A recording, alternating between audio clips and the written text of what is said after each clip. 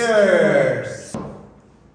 오늘도 이렇게 정액 검사하고 나서 술을 마시면 안 된다고 했는데 또 술을 이렇게 좀 안녕하세요. 똥수입니다. 오늘의 주제는 뭐죠? 오늘 주제는 신혼여행을 갈 때 자유여행으로 가는지 아니면은 패키지 여행으로 가는지. 결혼하면 제일 기대되는 건 신혼여행입니다, 여러분. 컷. 우선 신혼여행하면 제일 먼저 고려해야 되는 점이 신혼여행을 어디로 가면 좋을까? 그 신혼여행을 어디로 갔다 오셨죠? 저는 뉴욕 그리고 칸쿤. 서부 LA랑 칸쿤 일주씩 갔다 왔습니다. 우선 신혼여행지를 정할 때 휴양이냐 관광이냐 그리고 계절. 왜냐면은 이게 나라별로 예를 들어 동남아나 특히 그런 막 바다 이쁘고 한 이런 휴양지들은 우기가 있을 수가 있어요. 우기가 있으면 가는 내내 비 오는 거예요. 우중충하고. 그럼 신혼여행 갔을 때 우기인 게 최악이잖아요. 그리고 마지막 체크포인트가 이제 기간. 기간에 따라서 어디로 갈지를 좀 정해야 되거든요. 기간, 날씨, 휴양이냐 아니면 관광이냐 이걸 정하는 게 중요하지 않나 생각드립니다. 그래서 어떤 걸 제일 많이 고려하셨나요? 저는 휴양이냐 관광이냐. 사람들이 저희 주변에 결혼한 사람들이 많으니까 얘기하는 거 들어보면은 휴양지는 똑같은 데 있을 거면은 4일, 5일 이상은 잘 안 간다고 하더라고요. 왜냐면은 제가 칸쿤에 한 5박 6일 있었는데 칸쿤도 그냥 휴양지잖아요. 거기 한 3박 4일 있으면 질립니다.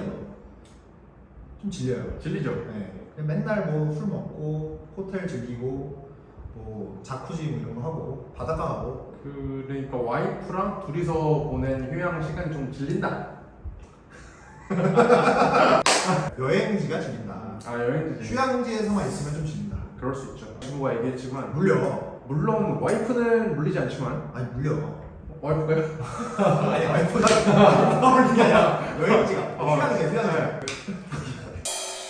기본적으로 몰디브를 이제 생각보다 사람들이 휴양지로 많은데 몰디브 가는 사람들이 다 같이 얘기하는 게 이제 4박 이상을 하지 말라고들 얘기를 합니다.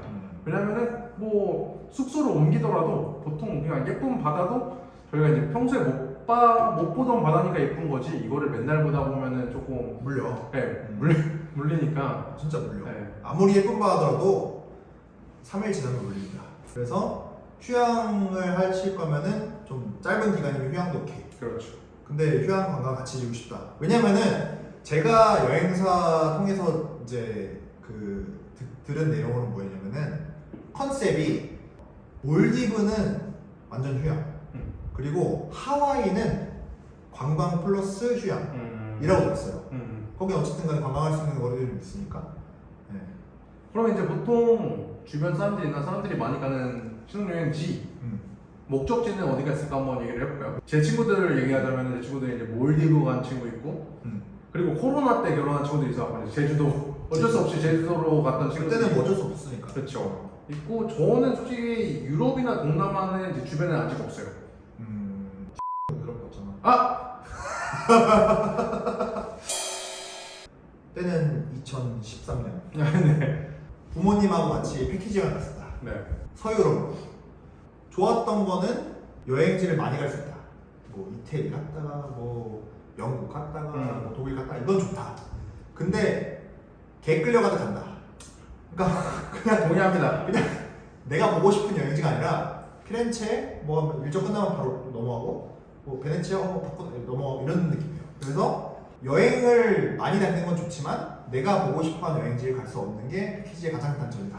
저도 군대 끝나고 유럽 여행을 15일 정도 해서 서유럽 일반적인 스위스, 이탈리아, 독일, 영국, 프랑스를 갔다 왔는데 어디서 뭐 봤는지 모르겠어요. 기억이 뭐 베르사유 상식으로 알지만 베르사유 궁전을 내가 영국에서 본 건지 뭐 프랑스에서 본 건지 유럽으로 가면은 조금 이제 혼란스럽다. 그리고 제 생각에는 유럽을 당연히 사람들이 이제 유럽도 평소에 가보기 쉬운 나라들이 아니니까 신혼여행 때 좀 길게 뭐 일주일 이상 해서 한번 가보고자 하는 친구들이 있는 걸로 알고 있는데 지금 이 시청자분들이 결혼식을 준비하고 계신지 모르겠지만 준비하다 보면 되게 바쁘고 준비할 때 모르더라도 결혼식 자체가 그 당일 정도 되면 되게 정신이 없어요.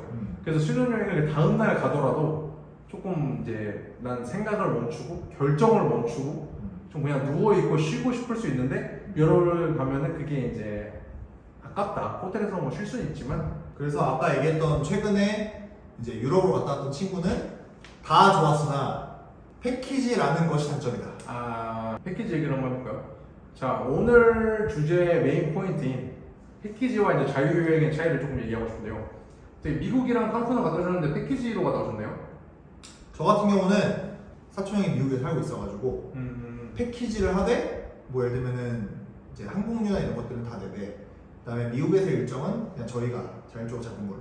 그러니까 사촌 형에서도 있고 그다음에 뭐 맨하튼 같은 데서는 그냥 뭐 숙박을 해가지고 잡은 것도 있었고 그 칸쿤에서 했던 거는 그냥 뭐 패키지에 들어가고 패키지랑 자유여행이랑 좀 짬뽕된 케이스.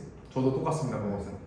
이제 저 같은 경우도 칸쿤 여행을 가고 싶어서 여행사 저는 허니문 어쩌고를 이제 알아봐가지고 그 웨딩 박람회에서 알게 된 업체를 통해서 했는데 이제 칸쿤 여행에 대한 견적만 받고 그 비행기 타고 미국으로 가서 미국에서 이제 언제 칸쿤으로 날아갈 건지를 저희가 이제 정해서 저는 일주일 정도 미국에 있었던 케이스인데 네, 이것도 호불호가 있습니다. 케바케가 있고 근데 칸쿤 같은 경우는 저는 패키지를 추천드리는 게 기본적으로 패키지가 더 쌀 수도 있고 왜냐면 여행사들이 뭐 떼먹고 하는 떼먹는 건 아니고 이제 그 가져가는 마진이 있겠지만 그래도 기본적으로 여행사들이 세팅을 해놓은 그런 단가가 있을 거기 때문에 개인이 예약을 하는 것보다는 호텔이랑 액티비티랑 같이 섞어서 예약을 하는 게 좀 편하기도 하고 되게 효율적일 수 있어요. 그래도 도매가라 보시면 돼요. 이제 칸쿤 같은 경우도 우리가 호텔에서 먹는 것도 있지만 그래도 액티비티 같은 것들은 여행사 통해서 하는 게 더 저렴하기 때문에 그러니까 현지에서도 뭐 예를 들면 여행사 통해서 하게 되면 더 쌀 수도 있고 그렇기 때문에 여행사를 배제할 수는 없다.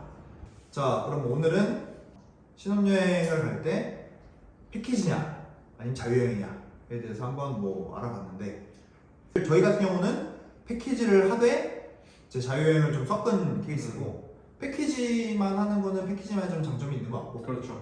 도시나 이런 좀 그런 선진국이나 그러니까 미국이나 유럽처럼 볼 게 많은 관광을 위한 선진국에 신혼여행을 가게 된다면 패키지 말고 자유여행이 더 저렴하고 그리고 자기의 그런 개인적인 시간도 보장이 되는 것 같고 그리고 좀 더 유연하고 왜냐면 패키지 같은 경우는 정해진 그렇죠. 시간에 갔다가 와야 되는데 예를 들어서 만약 갔는데 자기가 돌아오기 싫어요 좀 며칠 더 있고 싶어 휴가를 더 내서라도 그러면은 자유여행이어야지 그게 좀 조율이 쉬우니까 그렇고 이제 휴양지로 갈 거면은 진짜 쉬러 가는 거니까 자기 별로 하고 싶은 게 없잖아요 그러니까 자기가 뭔가 노력을 하고 싶지 않다 그럴 때는 이제 패키지로 가서 정해진 대로 가서 그 안에서 이제 그냥 놀고 자고 숙소 뭐 변경할 필요도 그렇게 많이 없으니까 그래서 휴양지는 패키지, 도시는 자유여행이라고 저는 생각합니다.